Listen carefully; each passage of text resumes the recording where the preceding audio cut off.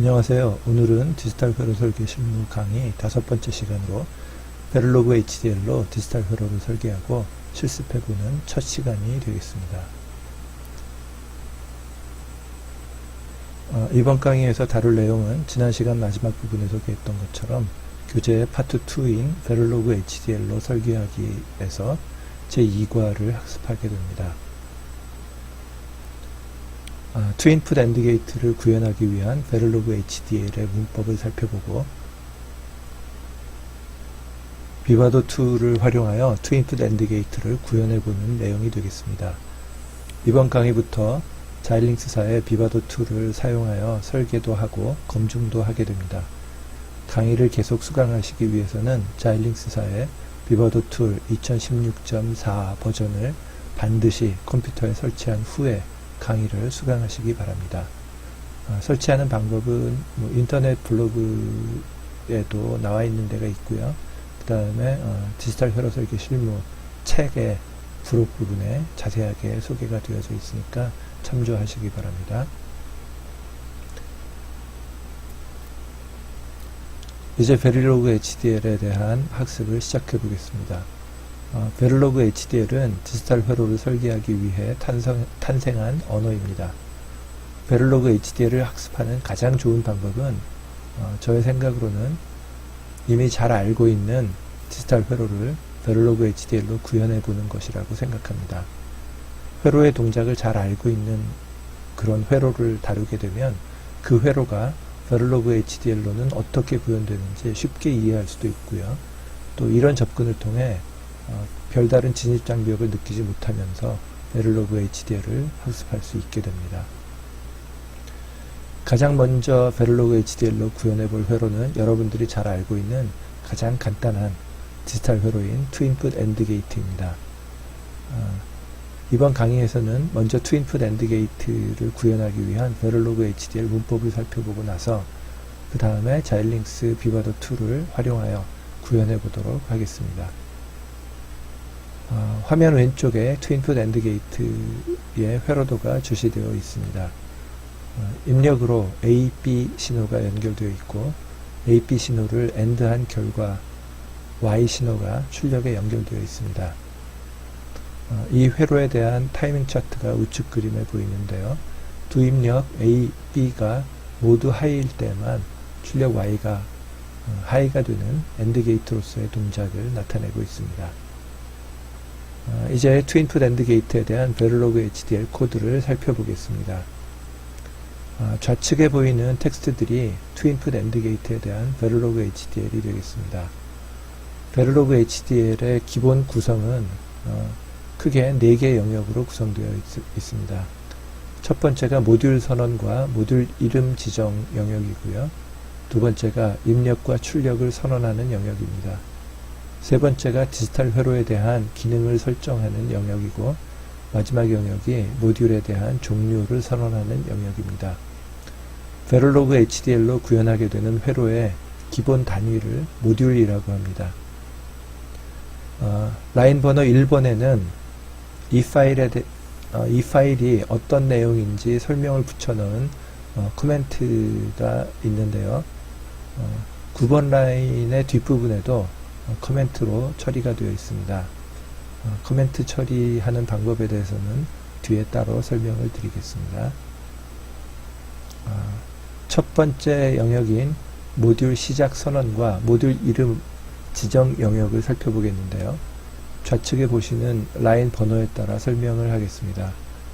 라인 번호 2번에 보시는 것처럼 영문으로 MODULE 이렇게 타이핑하는 것으로 모듈 선언이 이루어집니다.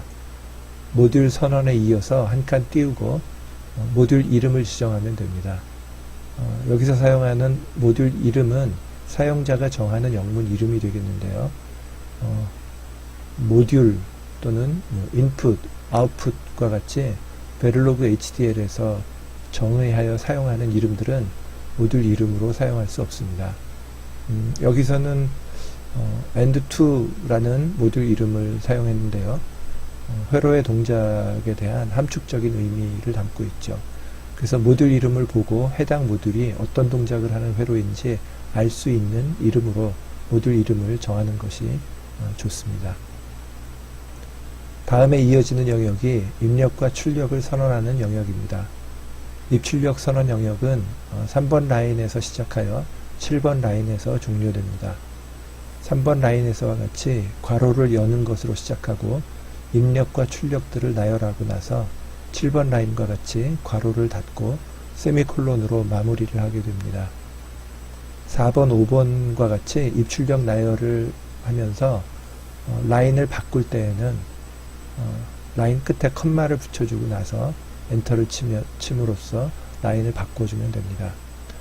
그리고 입출력을 나열하는 마지막 라인, 즉 괄호 닫기 바로 앞에 라인이 끝나는 곳에는 컴마가 없다는 것에 주의해야 합니다. 화면에서 보시면 6번 라인에 아웃풋 Y 뒤에 컴마가 없는 것을 보실 수 있죠. 입출력 선언 영역을 나름대로 그 입출력 선언을 담당하는 하나의 문장이라고 볼 수 있는데요. 입출력 선언을 담당하는 문장이 3번 라인에서 시작되어 7번 라인에서 마무리된 후에 세미콜론을 붙여줌으로써 마무리되어지는 끝내는 것과 같이 베를로그 HDL에서는 하나의 문장 단위가 끝날 때에는 세미콜론으로 끝나는 것이 기본이 되겠습니다. 그런데 베를로그 HDL에서는 이런 기본에 대해서 약간의 예외들이 있어서 그런 것들만 조금 주의하시면 베를로그 HDL 코드를 작성하는데 큰 어려움은 없으실 겁니다. 저의 강의를 따라서 학습하시다 보면 별로 어렵지 않게 익숙해지실 겁니다. 이어지는 영역이 회로의 동작에 대한 기능을 설정해주는 영역입니다. 여기서 사용된 문장은 assign 문인데요.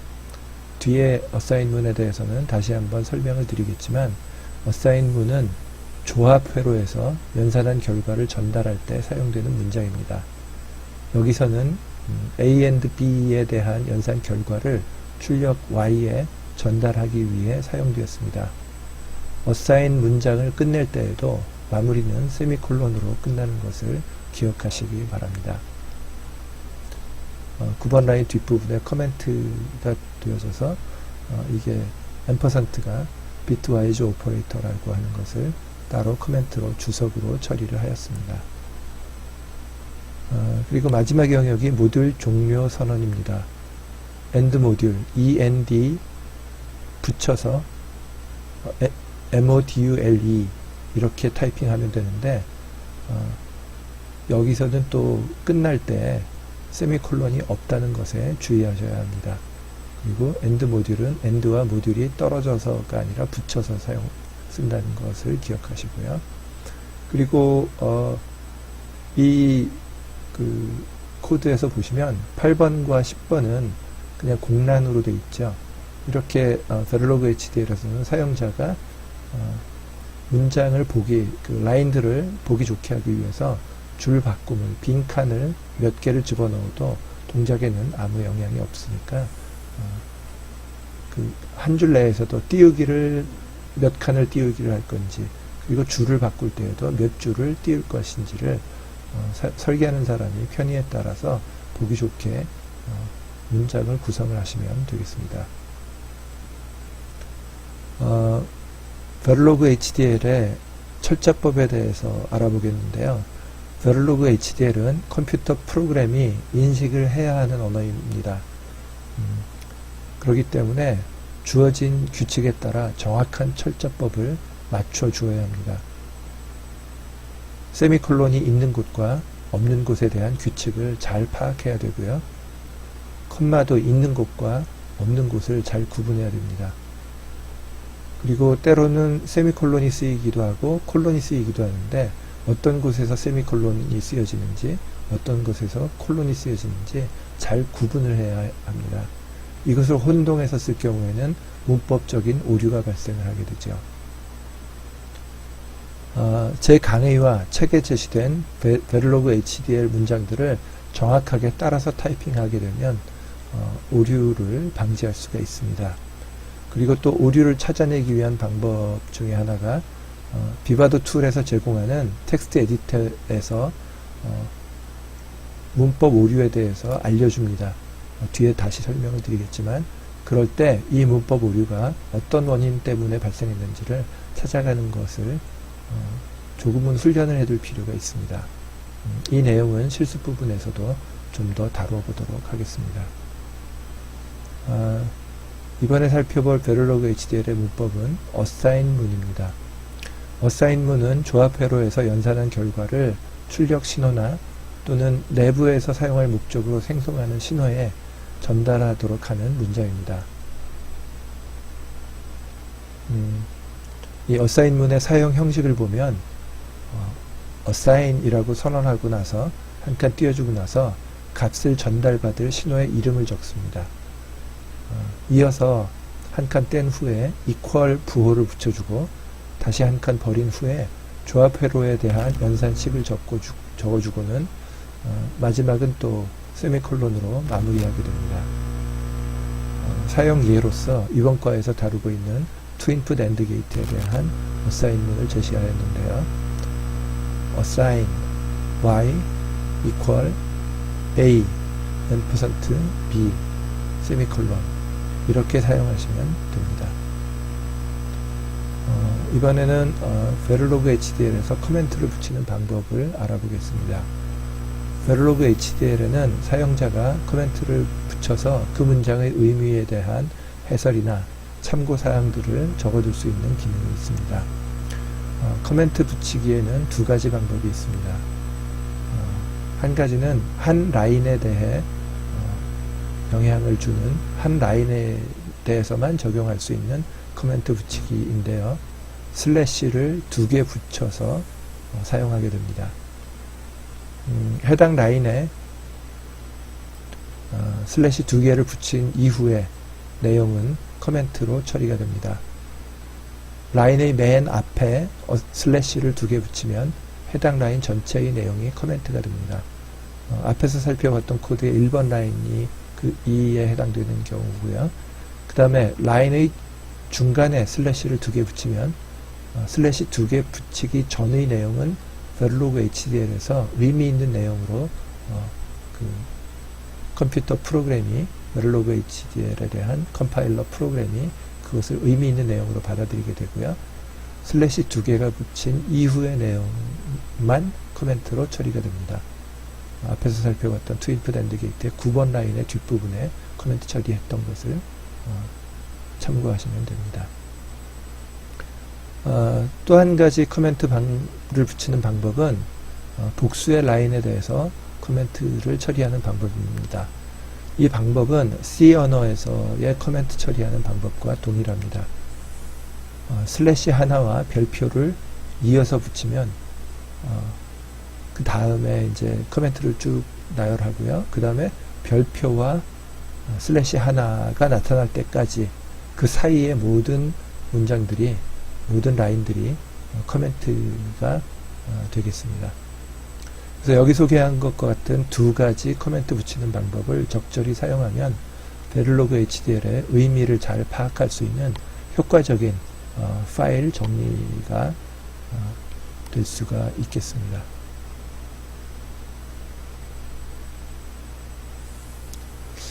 이렇게 작성한 베를로그 HDL을 파일로 저장을 하게 되겠는데요.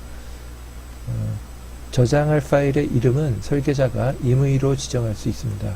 그렇지만 가급적이면 모듈 이름으로 사용했었던 것과 같은 이름을 파일 이름으로 사용하는 것이 파일을 관리하는 데 혼동을 줄일 수 있습니다. 물론 동일한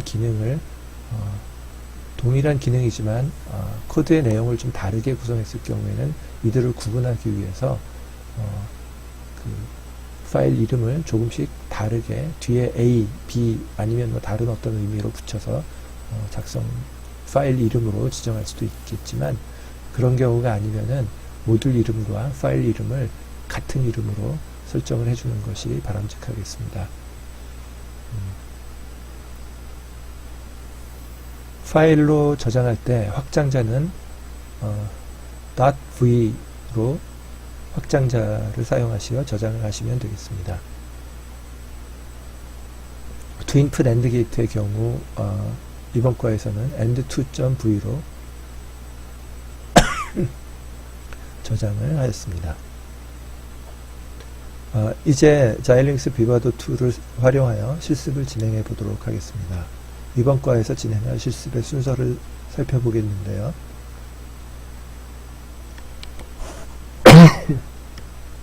먼저 프로젝트를 생성합니다. 프로젝트는 하나의 FPGA에 구현하기 위한 설계의 단위라고 보시면 됩니다. 이 단계에서 구현을 목표로 하는 타겟 FPGA를 지정하게 됩니다. 나중에 이제 실습 단계에서 다시 설명을 드리도록 하겠습니다.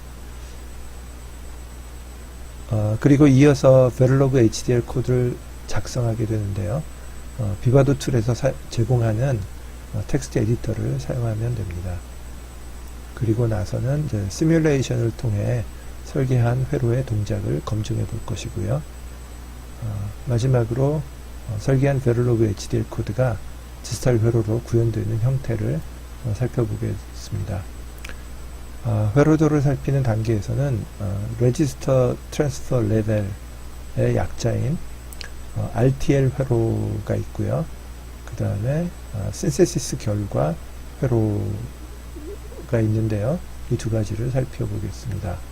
이 둘이 어떤 차이가 있고 어떤 의미를 갖는가에 대해서는 뒤에 실습 단계에서 다시 설명을 드리도록 하겠습니다. 그리고 하드웨어로 구현하기 위해서는 이 뒤에도 FPGA에 다운로드하기 위한 파일을 생성하는 그런 그 임플리멘테이션과 비트 파일 생성 단계가 있는데 그 부분은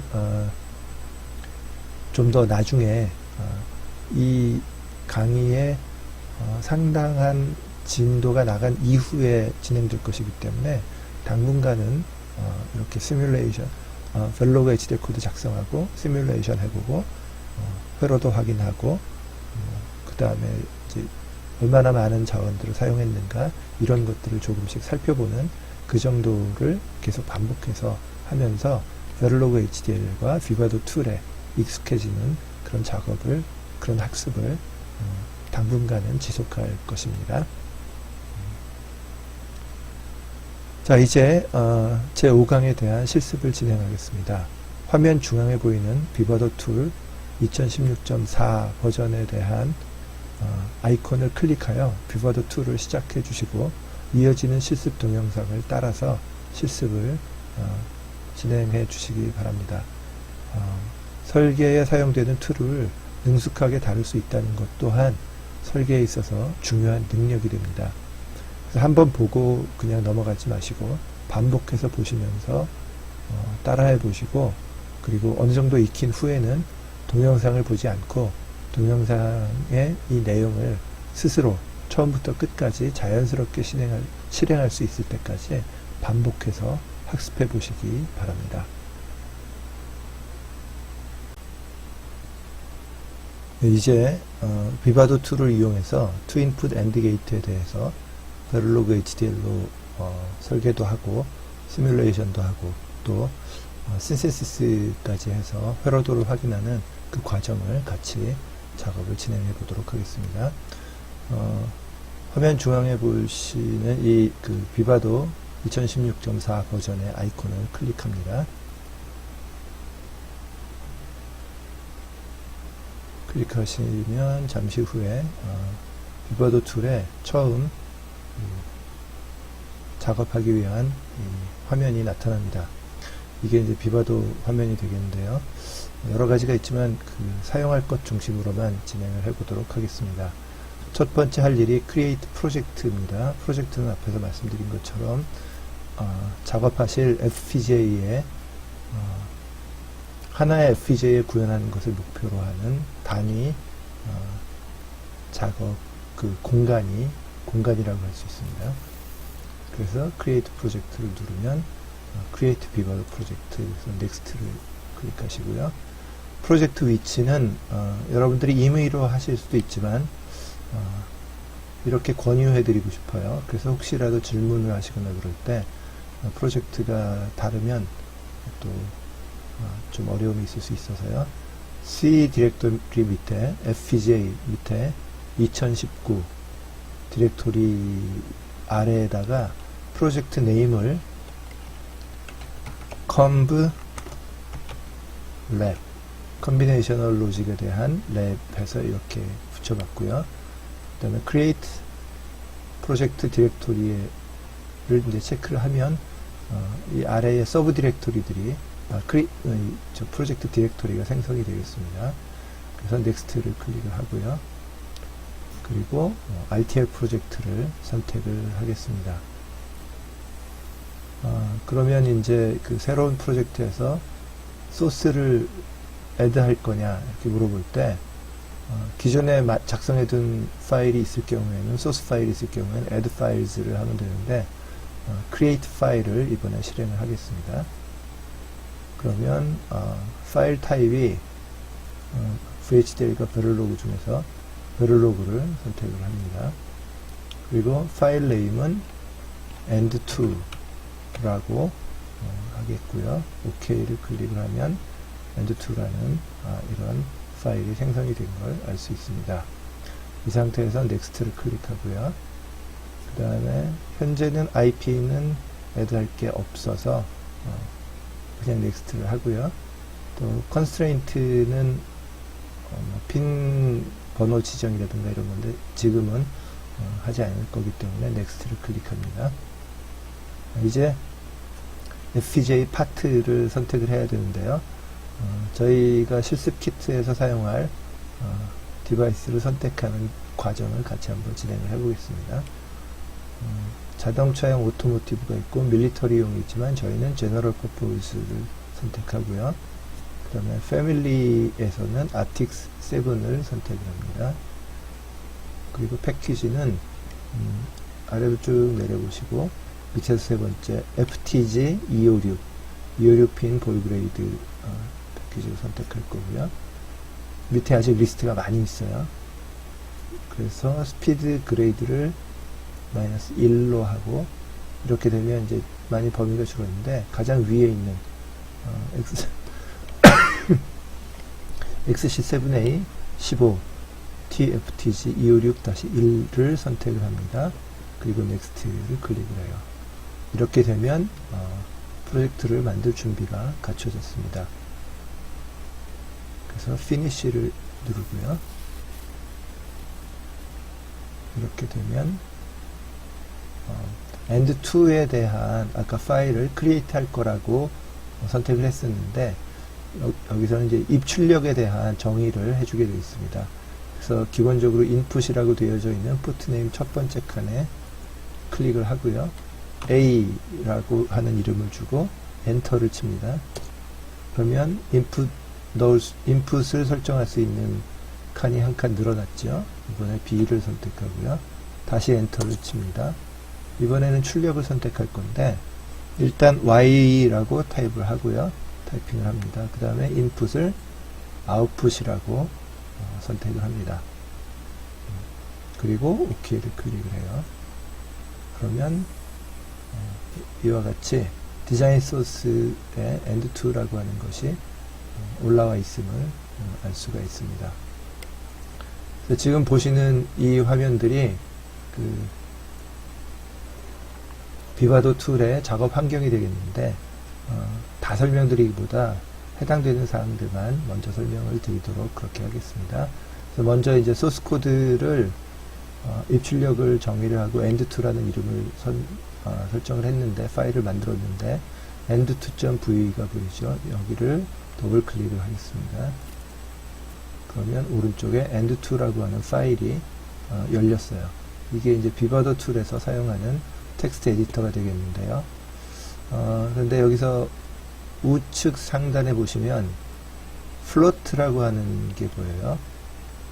그리고 그 왼쪽에 보면 maximize라고 하는데 현재 보이는 이 창을 maximize에서 한번 에디팅을 진행해 보겠습니다. 좀 더 키워볼까요? 보면 1번서부터 29번까지 문장들이 있는데 이 중에 실제 앞에 설명드린 모듈의 선언의 시작은 23번부터 진행이 됩니다. 그래서 이 부분을 앞에 있는 부분들은 생략을 해보도록 하겠습니다. 그래서 모듈 AND2 input A, B 그 다음에 아웃풋에 Y가 되어 있고요. 그래서 이제 이 7번 칸서부터 기능을 부여하면 되겠습니다. 베를로그에서 조합 회로의 출력을 전달해 주기 위한 제어문이 뭐라고 했었는지 기억나시나요? assign 문이었죠.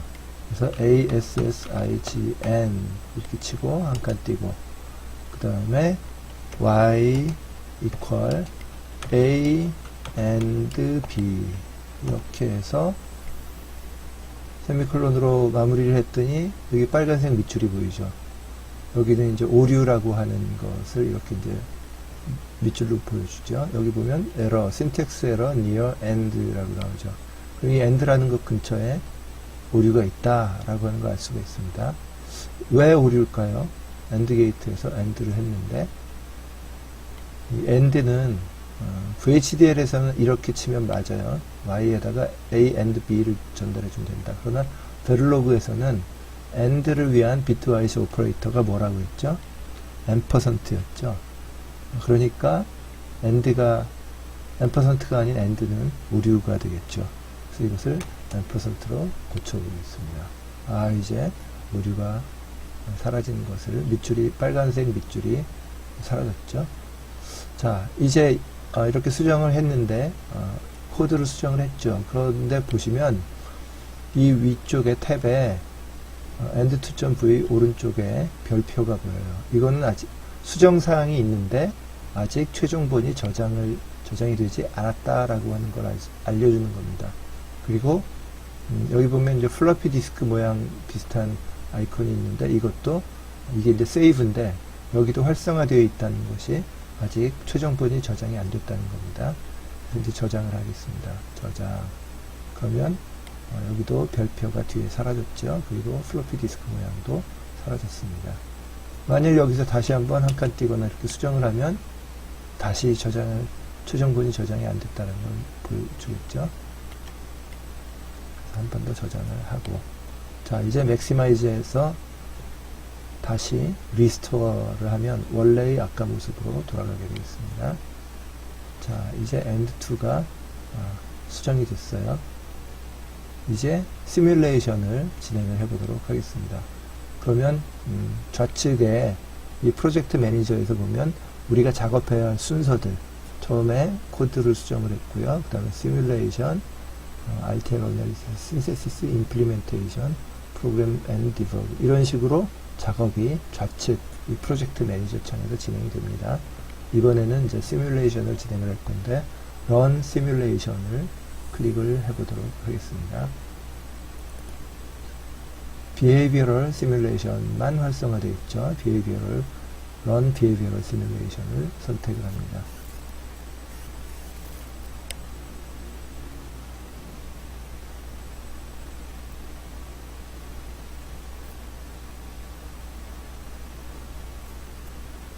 이 Run Simulation을 누르면 그 end2.v 파일로부터 시뮬레이션을 하기 위한 그런 파일들이 생성이 되느라고 시간이 좀 걸렸습니다.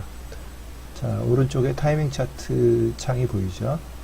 여기에 보면 기본적으로 시작됐을 때 100만 피코세컨드, 즉 1 마이크로세컨드가 진행이 된 걸 알 수가 있습니다. 그렇지만 A와 B가 둘 다 하이임피던스 상태로 정의가 됐기 때문에 출력 Y는 무엇인지 알 수 없는 X, unknown 값으로 출력이 나옵니다.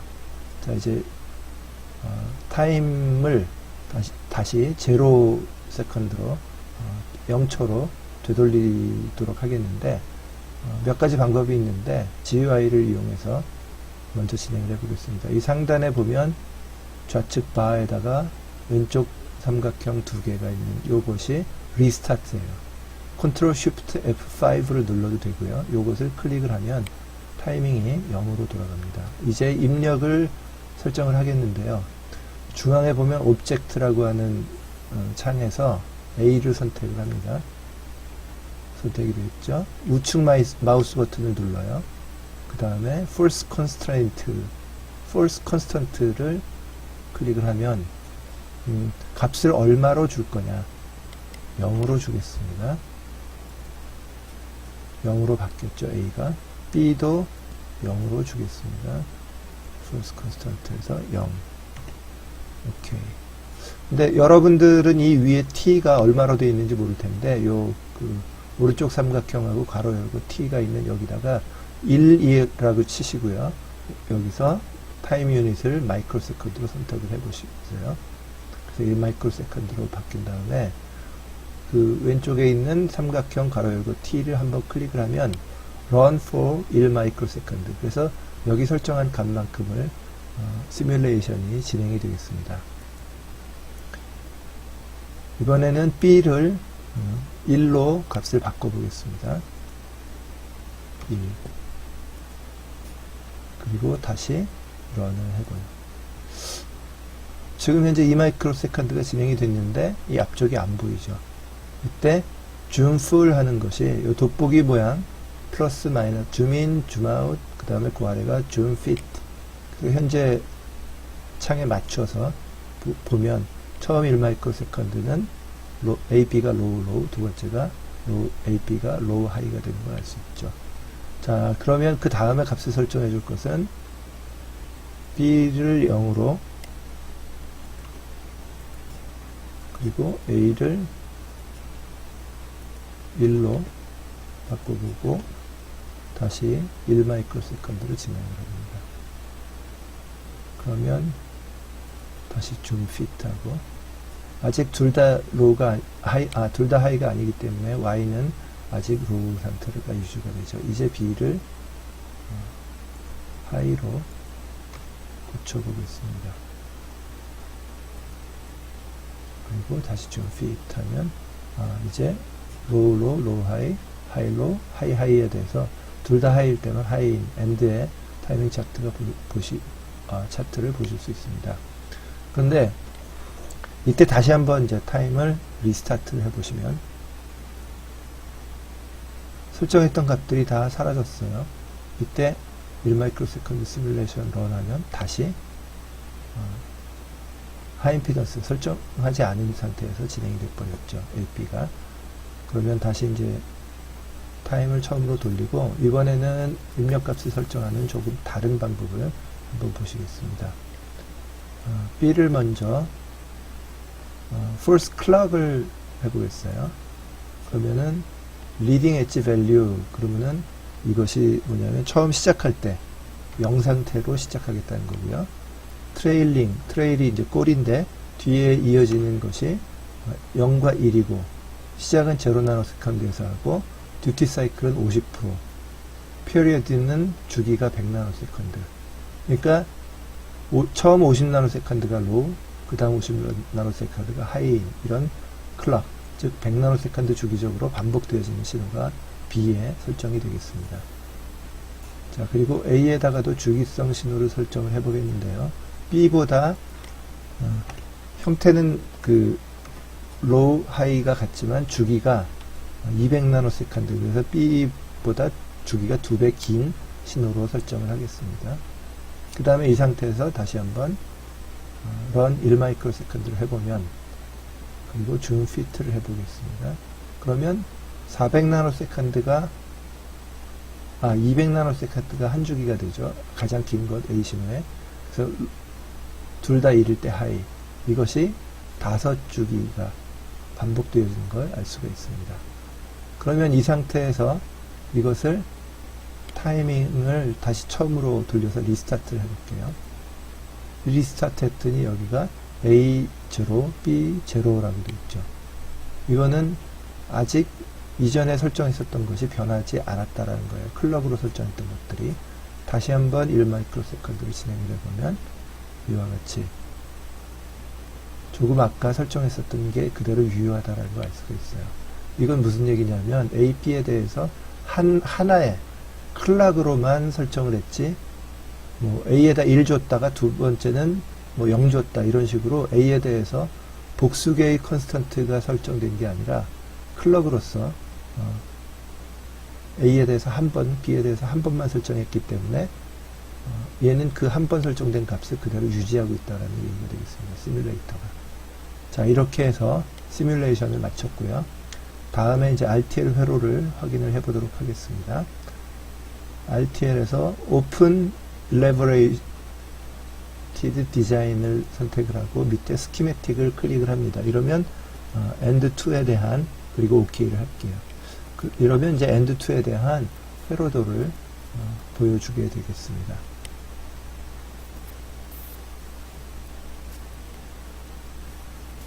시간이 좀 걸리죠. RTL 회로로 분석을 해내는 건데 이와 같이 A, B, Y, AND 형태로 우리가 아는 로직 심벌로 회로도가 생성이 되는 걸 알 수가 있습니다. 이렇게 해서 로직 레벨에서 이게 회로가 어떻게 구현되어졌는지를 기능적으로, 동작적으로 살펴볼 수가 있겠습니다. 그 다음에는 한번 Run Synthesis를 통해서 좌측에 있는 Run Synthesis를 클릭을 합니다. OK를 그냥 누르고요. 그러면 이제 Synthesis 결과가 또 이제 나타나게 되는데요. 리와드 툴에는 여러 가지 기능들이 있지만 다 설명드리면 이제 또 복잡하고 헷갈리니까 지금 이해하시기 위한 것들만 이해를 하도록 설명을 드리도록 그렇게 하겠습니다.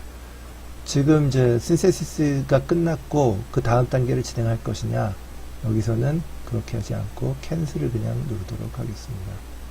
그 다음에 이제 오픈 신세사이즈드 디자인에서 맨 밑에 스키매틱을 클릭을 하겠어요. 자, 이렇게 보시면 A, B는 그대로 있고요. 인풋 버퍼가 보이죠.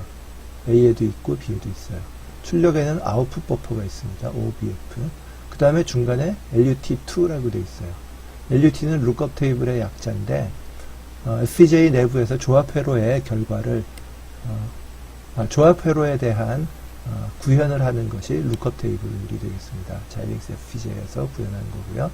그래서 투인풋 엔드 게이트이기 때문에 입력 두 개가 들어가서 LUT2에서 처리를 하고 그 결과를 Y로 내줍니다.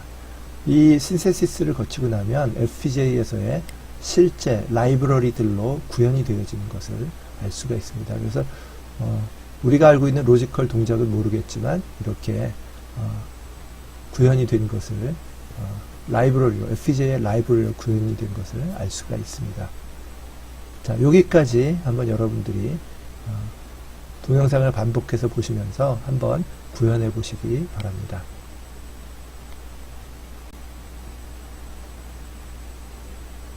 이제 제 5강을 마무리하겠는데요. 이 강의 관련하여 질문이나 건의사항이 있으신 분은 아래에 댓글을 달아주셔도 좋고, 또 information@geos.co.kr로 메일 보내주셔도 좋겠습니다. 이번 강의에 대한 복습 겸 다음 강의에 대한 예습을 위하여 과제를 드리겠습니다.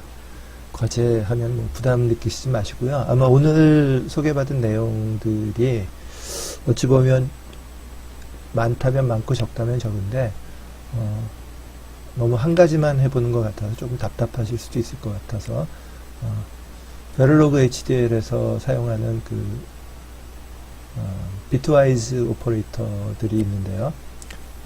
베를로그 HDL에서는 디지털 회로에서의 AND, OR, exclusive OR, NOT과 같은 비트 단위의 게이트 연산을 위하여 비트와이즈 오퍼레이터를 정의해서 사용하고 있습니다.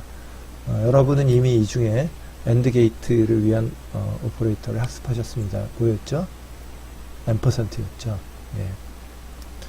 화면에 보시는 표가 베를로그 HDL에서 사용되는 비트와이즈 오퍼레이터들이 되겠는데요.